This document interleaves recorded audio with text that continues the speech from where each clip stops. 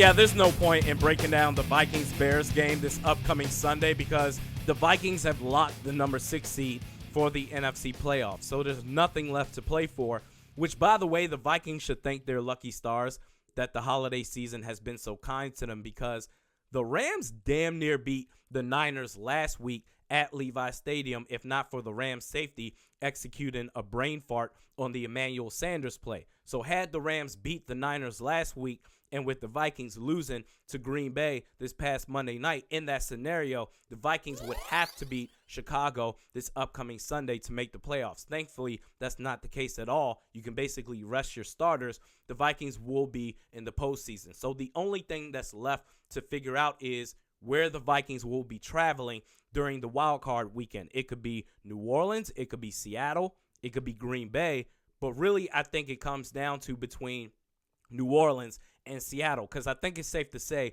Green Bay, they should beat Detroit next week. I think the Saints will beat Kyle Allen and the Carolina Panthers. So I think it really comes down to San Francisco versus the Seattle Seahawks game. So if San Francisco wins next week, then the Minnesota Vikings will travel to New Orleans for the wild card round. If Seattle wins, then they'll have to go to Seattle. So either way, that's a tough matchup right there.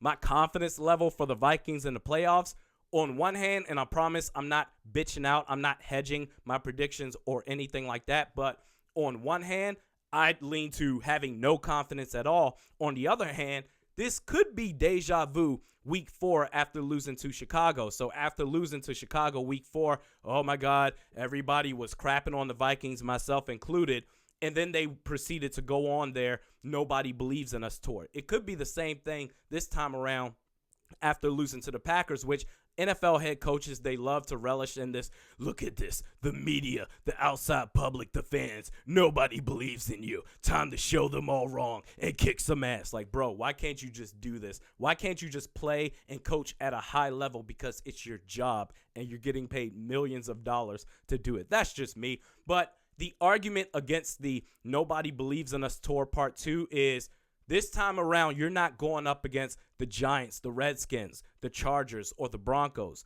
You're going up against real teams now. And so, assuming that the Eagles beat the Giants this upcoming Sunday, which I think they will, then the Vikings will finish the 2019 season with a 1-4 record against winning teams. So that's not good at all. But the one thing that I will emphasize the most to the Minnesota Vikings is just do your damn jobs. Focus and do your damn jobs, because I found this clip after the, a couple of days ago, well, really the day after the Vikings lost to Green Bay, in which Aaron Jones was in the locker room after that game, in which he was quoted as saying Anthony Barr spoke to Aaron Jones after Aaron Jones had a drop pass, quote, "The lights are too bright for you. Get off the field. You're sorry," end quote. Really? Anthony Barr, that's what you said to Aaron Jones for real, dog? The lights are too bright for you? Knowing the history of this franchise that you've been a part of, either on the field or on the sidelines, witnessing firsthand, the lights are too bright for you? That is just rich. By the way, that was before Aaron Jones proceeded to go off for his career high 154 yards rushing. One of the biggest gripes I have with the Mike Zimmer-led Minnesota Vikings is constant, all talk, no action. And this is a prime example right here.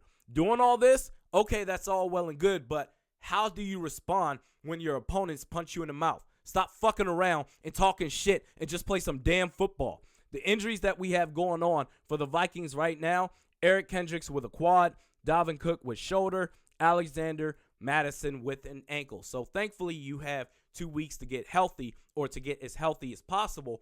Bottom line, there are no excuses. There are no more excuses. It is time to put up or shut up. You're supposed to be contenders, then go out there and compete. Otherwise, if we see the same story that we've seen year after year after year with Mike Zimmer, where you're not even competitive, you look like you don't belong in the NFL, if that happens again, then I'll respond accordingly. In other news, according to Alex Marvez, NFL radio host for SiriusXM Radio, Vikings defensive coordinator George Edwards may head elsewhere after this season as he's in the last year of his contract. So possible changes happening to the coaching staff for the Vikings.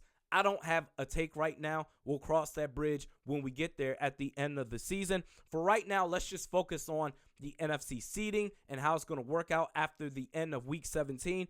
For right now, we know two things are true in the NFC playoffs. The Vikings are the 6th seed, and whoever wins the NFC least division will be the 4th seed. The rest of the seeding can go a multitude of different ways. We'll see. I don't have a preference for who the Vikings face. I think it's a tough matchup either way. This is too good of a team to look disastrous as they have been in years past, the last 5 years under Mike Zimmer. It is time to play some fucking football. We do this 3 times a week. Mediocre at Best Sports Podcast with Realistic Randy. Check me out on Twitter at realistic_Randy, Facebook at Realistic Randy. Biggest game I'm looking forward to. I'll skim back and forth. Vikings, Bears game, whatever. But the biggest game that I'm looking forward to is Niners, Seahawks. That's going to pretty much tell us where we're going, either Seattle or New Orleans if, of course, Green Bay beats Detroit and the Saints beat Carolina. We'll see. We'll see you on next podcast. Will be on Monday. We'll see you then.